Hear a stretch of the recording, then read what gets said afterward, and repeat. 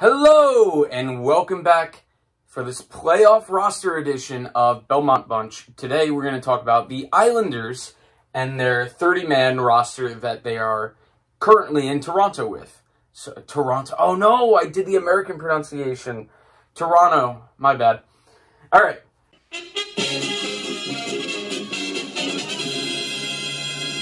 The forwards, we've got Josh Bailey, Matthew Barzal, Beauville, all the guys that you know on the usual roster. Notable omissions, Bellows and Wahlstrom.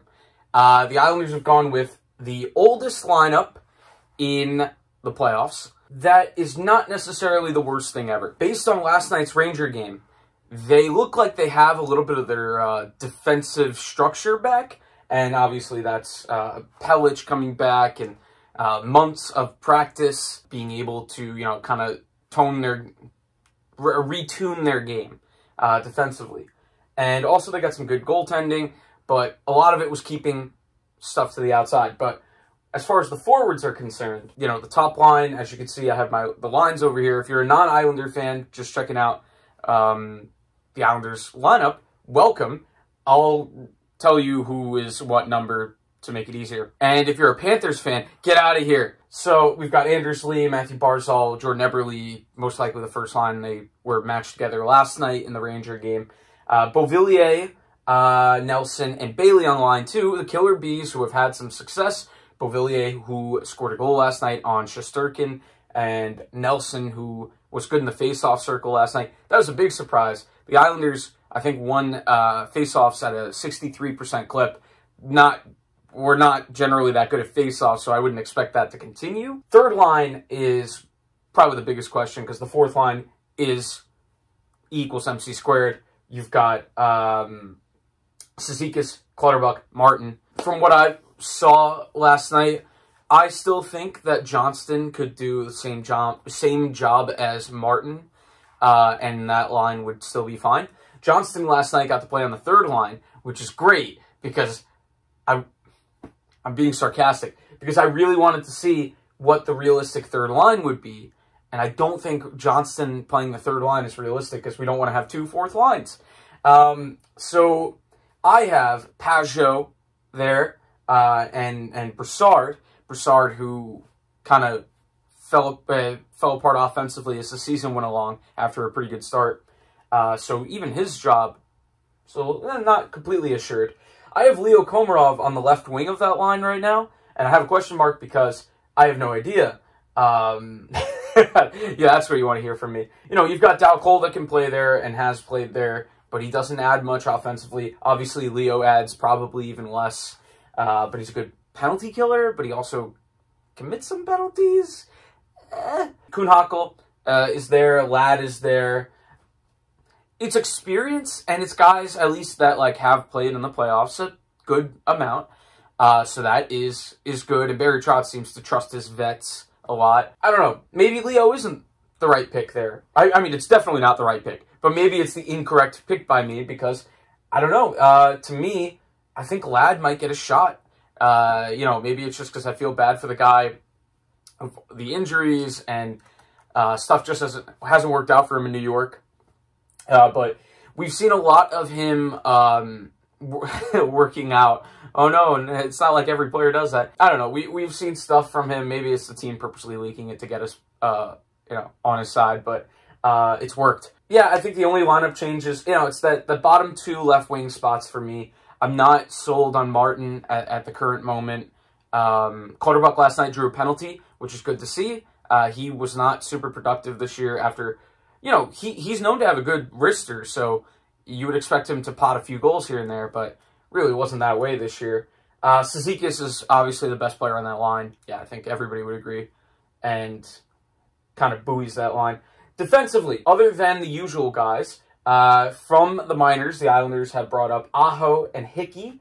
Pellich returns from injury. Last night, what we've heard from Barry Trotz a lot is that Andy Green and Noah Dobson have paired very, very well as that fourth pairing in practice. But last night, they may have gotten their in on actually playing. Because by the advanced numbers and by possession numbers, same thing. Letty and Boychuk were bad. Not just not good. Actively kind of bad. So, I don't know. To me, you know, like Letty, it could be that he was dragged down by Boychuk. Boychuk, I did see him block, at least I saw him block a shot on a penalty kill, which is, you know, good. Need guys to do that. But he is not where he was in 2015, where he was helping shut down Ovi in the first round series. A lot of tread on his tires, and it might be time to give Dobson his look, or you just go with Green and you get two lefties on the third pair if you go with Letty and Green. But you know, the good thing is that it's a good problem to have. They have a lot of depth. I think the only guy on here I wouldn't expect really to have any shot of really playing outside of injuries is Aho. Hickey has playoff experience as well against the Panthers as well, where he did the Super Mario goal celebration, which was fantastic after Game 3 of that series. But Pelech being back is big. He's going to play. Pulak's going to play. Pollock is going to play. Taves scored last night on a very wicked wrister, so he's going to play. Mayfield, I would guess is going to play. I know I've had issues with late penalties in third periods of important games with him, but you know, it's still a good stay-at-home defenseman, and he's got more legs than Johnny Boychuk at this you know, juncture. They were showing one of the Islander Florida games from earlier in the year, which is still relevant because we're going to be playing these guys. And Mayfield got caught a little bit flat-footed a couple times, and that's partially because Florida is a pretty quick team, and partially because he's not the quickest defenseman. But I still think he plays. So it kind of leaves, I had Letty with Boychuk, but that pairing has not looked good. And then second, you've got Pelech and Pollock, and I've got Taves with Mayfield. Not necessarily going to be exactly that, because they can jumble them around a little bit. And then there's the fourth pair, which is not there because I have what I thought was going to be the starting lineup. But the Ranger game has changed my opinion a little bit, based on, not just based on play. I'm not basing it all off of one game's play. I'm kind of basing it off of usage of, you know, the guys last night, and also effectiveness of, so, you know, a little bit is based off last night. But in goal, there was a question of who's going to start the series. You've got Sorokin, by the way, who's technically on the roster but can't play.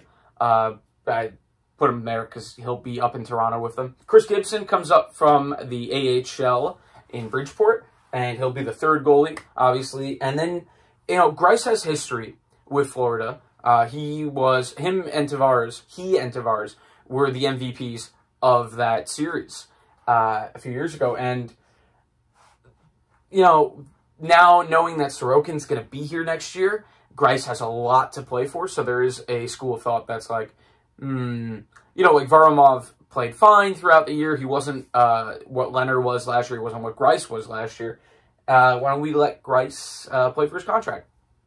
But Semyon Varlamov last night played very well and played 2 periods. So it wasn't like the Matt Murray, Tristan Jarry situation where they split exactly half a game. Varlamov got the majority of the looks, made a 10-bell save where he stacked the pads on Jesper Fast. Looked pretty locked in. So I'm not his biggest advocate, but yeah, I think he's earned it. So Greiss, not outside of the question that Greiss starts a game in this series. And I'm not just saying like, oh, Varlamov doesn't play well. I'm saying last night during the post-game press conference, Barry Trotz was asked, so, you know, has the goalie situation cleared up? That's not the exact wording, but, you know, I'm paraphrasing. Barry actually said, because of the scheduling of our series, Game 1 is Saturday, and then we have a few days off. We have off till Tuesday. You know, to me, it looks like Varlamov clearly is starting Game 1, and probably Game 2, but Game 3 is a back-to-back. And Barry said, you know, basically that we're confident in our goaltending, and that there's a real possibility that they can go with Greiss in that second half of the back-to-back. They're very comfortable with their goalies. They know that the defensive structure kind of shields the goalies a little bit. But they're also talented goalies in their own right, and it's not just all insulation. I do think that's an interesting idea. I do also think that it comes down to where the series is at. You could say if the Islanders are up 2-0, that, you go to Greiss because now it's a lower stakes. I'm sure there's also people that would say if Varlamov's been great to that point, you kind of want to cut off the series as quick as you can, because it doesn't require a full 4-game comeback for the other team. It's best of 5. So you don't want to give that much momentum back that quickly. And Florida is kind of a very difficult team to figure out because they have all the pieces there. And, every year I'm just waiting for them to prove me right, and they don't. They constantly make me look bad in my season predictions. We'll do a reaction video to that at some point. All this being said, at the current moment, I would say the top 6 for the Islanders is unchanged based on usage last night. Lee, Barzal, Everly, first line. Killer Bees, second line with Beauvillier. Nelson, Brock Nelson, that's why it's Killer Bees. And Bailey. And then that third line, obviously Pajot. And I think Brassard is still ahead of guys like Kovula, who was a bit of a surprise to make the team over Bellows and Wahlstrom. Johnston, I think, is more of a Martin replacement. Dal Cole could see time. I think there was one outlet that had Dal Cole as a potential breakout candidate. No. You've got Komarov and Kuhnhackl and Ladd. There's a lot of options, and it's all experienced options. Hey, it's so weird for me to say, but I really kind of want to see Ladd play game 1 and see what you got from him. And if he has a strong game 1, let it roll. If he doesn't, I don't know. I know Dal Cole's good defensively, but I'd like to give Pajot a weapon. And I guess at that point, Kuhnhackl the best weapon. Yeah. Yeah. Hoping for a little bit more depth next year. That's why I was hoping for Bellows and Wahlstrom next year to punch through. And, because they're on rookie contracts, so it's also going to save us money. I'm very excited. Florida got destroyed last night, but you also have to take into account they got destroyed by a team that's better than the Islanders as well, so the Islanders are going to have to play to the level of Tampa if they're going to beat Florida that easily. Some good stuff to see for the Islanders. Defensive structure, good goaltending. They did kind of turn it on after they scored the first goal, but they need to get pucks, more pucks on net, I'd like to see. But they do a good job of keeping pucks off their own net. And, outside of some concerning stuff from Boydchuk in terms of fatigue or like not being able to move his feet as quickly as he once did, I'm pretty happy. They played Islander hockey. They played the trap last night. But, yeah. And Florida, on their end, Mike Matheson really struggled last night. Some bad giveaways in that game. Maybe Bob should have made 1 or 2 more saves of the 5 goals. But yeah, I still am pretty confident that the Islanders will find their way through, because I think the experience, the coaching, really excited. We'll see where it goes from there, because I don't think they're like world beaters. But really good to see hockey in general. Real hockey games is fun. But also good to see the Islanders play to their strengths again, and not get into a track meet with Florida, because that's not a good idea. But that's the video. Like and subscribe. Keep an eye out. We're going to have tons of stuff coming up with the Islander games. Going to try to get a recap out either same day or next day for next week, or this weekend, and next week. So that's it. We'll see you next time. Bye now.